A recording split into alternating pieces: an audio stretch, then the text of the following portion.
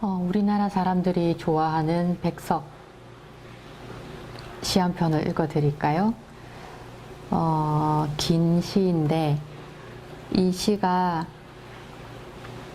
이러저러한 굽이굽이 여러 가지 이야기들을 지나서 가장 마지막에 어떤 나무 한 그루를 명명합니다.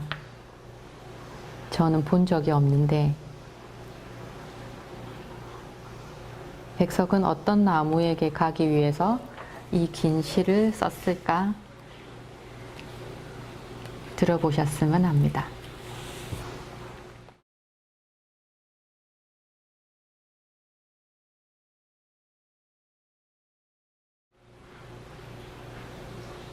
남신이주 유동 박시봉방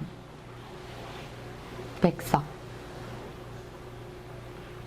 어느 사이에 나는 아내도 없고 또 아내와 같이 살던 집도 없어지고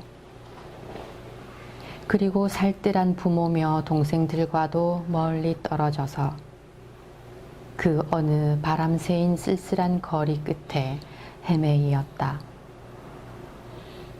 바로 날도 저물어서 바람은 더욱 세게 불고 추위는 점점 더해 오는데 나는 어느 목순의 집 헌 사슬간 한 방에 들어서 쥔을 붙이었다.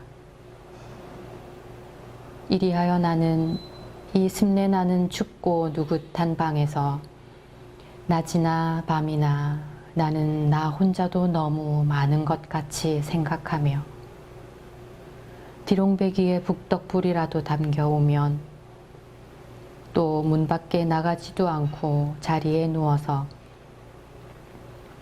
머리에 손깍지 베개를 하고 굴기도 하면서 나는 내 슬픔이며 어리석음이며를 소처럼 연하여 새김질하는 것이었다.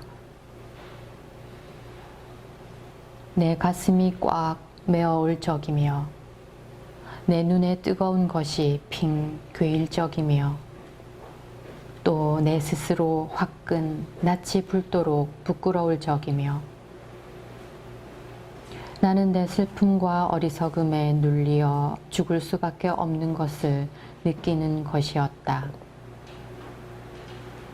그러나 잠시 뒤에 나는 고개를 들어 허연 문창을 바라보든가 또 눈을 떠서 높은 천정을 쳐다보는 것인데 이때 나는 내 뜻이며 힘으로 나를 이끌어가는 것이 힘든 일인 것을 생각하고 이것들보다 더 크고 높은 곳이 있어서 나를 마음대로 굴려가는 것을 생각하는 것인데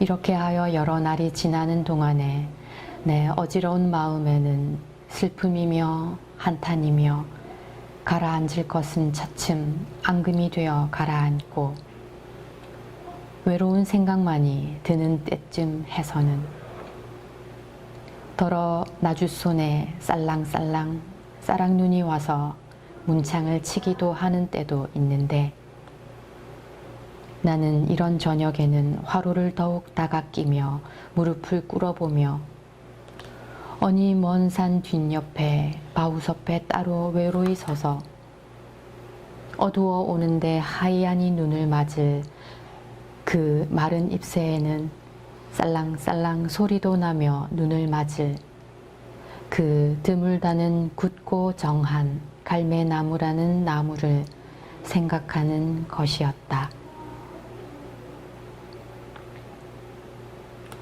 네, 백석의 시였습니다. 남신이주 유동 박시봉 방. 그 드물다는 굳고 정한 갈매나무라는 나무에게까지 백석의 시가 달려갔습니다.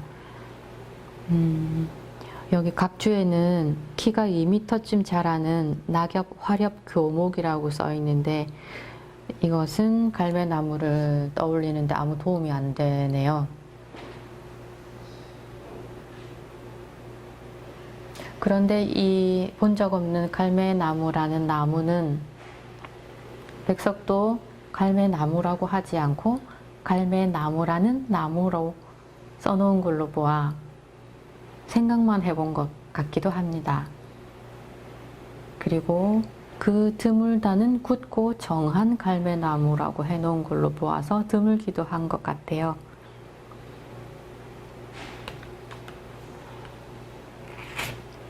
아내도 없고 집도 없어지고 부모 동생들과도 멀리 떨어져서 남신의주라는 유동에 있는 박시봉이라는 사람의 방에 들어있는 이 외로운 사람이 마침내 떠올리는 어떤 나무 한 그루입니다. 근데 이 갈매나무라는 나무는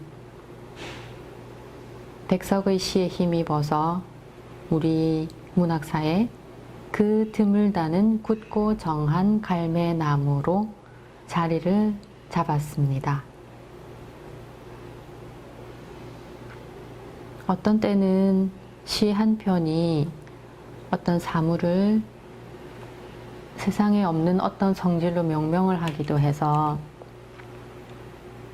그 시만의, 그 시인만의 어떤 것이 되기도 하는데, 풀꽃이라는 시가 되게 유명하지요. 나태주 시인의 그 나태주 시인께서 하신 말씀이 한용운의 님이나 윤동주의 별 이런 것처럼 자신은 풀꽃이라는 단어를 우리 모국어에 올렸다. 그것이 참 영광스럽다라고 말을 하셨거든요. 그래서 저는 본 적도 없으나 그 드물다는 굳고 정한 갈매나무라는 나무를 백석의 시 한 편으로 여러분께 들려드립니다.